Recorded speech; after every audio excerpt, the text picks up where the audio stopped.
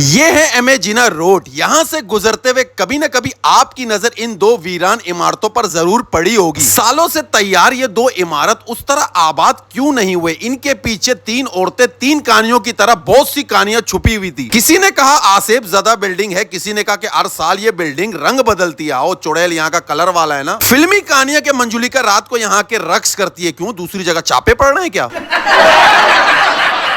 سوچا کیوں نہ اس جھوٹ سے بھی پردہ اٹھائیں. یہاں کے رہائشی دو انکل جو پرانے چاول نظر آ رہے تھے، ان سے بات کرتے ہوئے پتا چلا 1980 میں اس جگہ کو خریدا گیا. 1984 اشتاق 4 میں باقاعدہ اس کے کام کا آغاز ہوا، لیکن مزار قائد کے انتظامیہ کے اس وقت لاء کے مطابق یہاں پر کوئی بڑی عمارت بنا نہیں سکتے تھے. صرف 3 اور 4 منزلہ بنانے کی اجازت تھی، لیکن یہ 18 منزلہ بنائی گئی تھی. گوڑشی چیش میں پیرو کے عمارت. باقی آپ جو سمجھے وہ بھی صحیح تھا. اس کی وجہ سے کورٹ کی جانب سے اس کے کام کو روکا گیا. 30 سال کورٹ میں کیس چلنے کے بعد حق اور سچ کی جیت ہوئی. مالکان کو اجازت ملی. سالوں بعد عمارت ہوا آباد. اب یہاں پر لوگ رہائش پذیر ہیں. اس بزدگی کراچی شہر میں ہزاروں کہانیاں چھپی ہیں. ہر کہانی کے پیچھے ایک کہانی. آپ کمنٹ سیکشن پہ اپنے غربت کی کہانی نہ سنا لینا. اگر مکمل ویڈیو دیکھنا ہے تو میرے یوٹیوب چینل سائم نثار میں ملے گا آپ کو پوری ویڈیو. اور اگر آپ کے ارد گرد ایسی عمارت، اسکول، ہاسپٹل موجود ہے تو کمنٹ سیکشن پہ ہمیں ضرور بتائیں. ہماری قوم سو رہی ہے کسی ضروری کام سے. جوان اٹھ جا، تیری قربانی کا وقت آ گیا ہے.